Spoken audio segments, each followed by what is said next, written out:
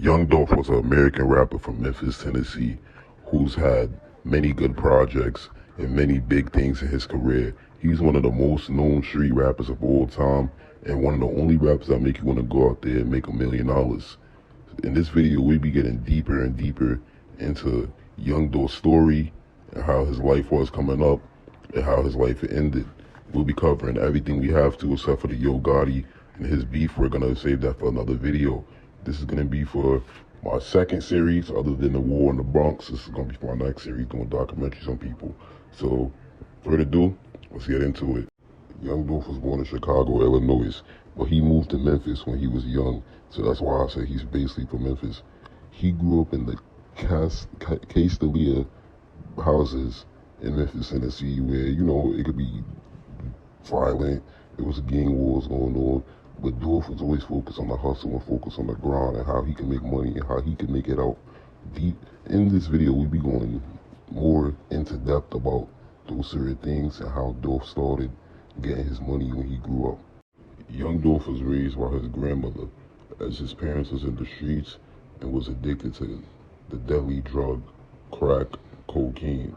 Back then in the 80s, it was no surprise to be addicted to crack cocaine with the rapid spread of it and how far it was pushing. So, you know, Young Dolph had to get it out the street. Dolph was raised by his grandmother, but Young Dolph's grandmother was very strict. Young Dolph used to consider her as the meanest person of all time, but then he said that he had realized all the stuff that she was telling him was just good. At about 15 years old, that's when you really start to realize that your grandma was telling you right. Young Dolph attended Hamilton High School, and he was still getting raised by his grandmother, and he was pushing and doing what he had to do, you know.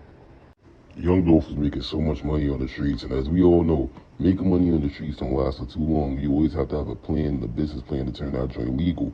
So therefore, Young Dolph had an idea of becoming a rapper because he looked at the people like Gucci Mane, you know, a few other people.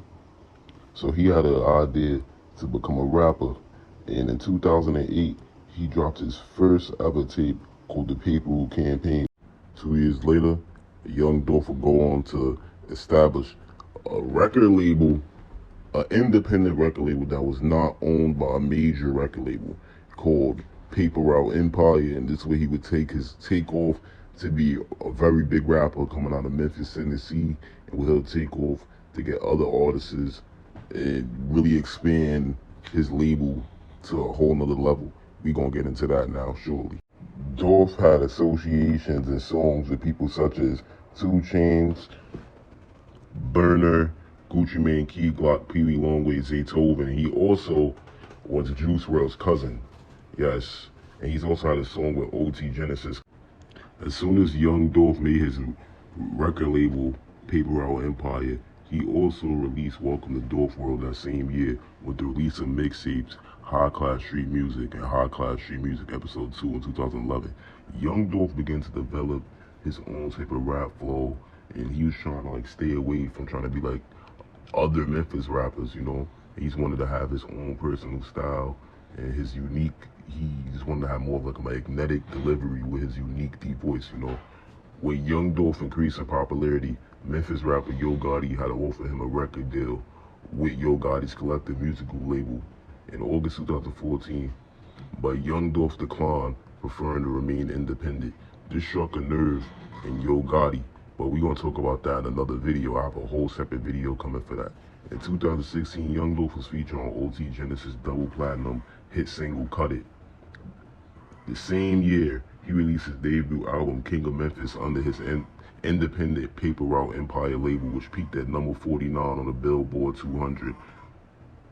Yes, other Memphis rappers felt the way about it, including Yo Gotti and Black Youngster, because he felt like Young Dolph shouldn't have really been labeled the King of Memphis, so he shouldn't have been labeling himself as the King of Memphis.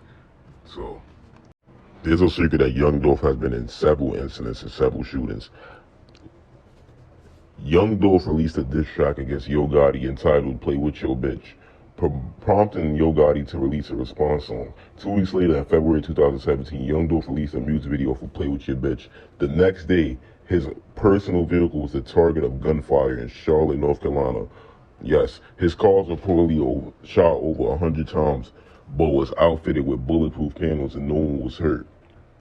Yes, Young Dolph used the publicity from the shooting to promote his second studio album, Bulletproof. And he also made a song quoting the lyric, "How the fuck you miss a whole 100 shots," directed to people that shot him. He also got shot in September 2017, that same year. But in February 2018, he released the extended play, Niggas Get Shot Every Day. Young Dolph basically was an unruly guy, you know. He was so street to the point where a little shooting wouldn't bother him, you know.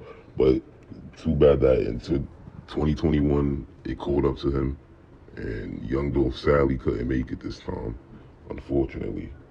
But we have more things to come about Young Dolph, and I know I didn't cover everything in this video, but don't worry, I got a part 2 coming, and also we're gonna be covering the beef between Pre and CMG and more videos to come. It's been your boy, and I'm out, man. Peace.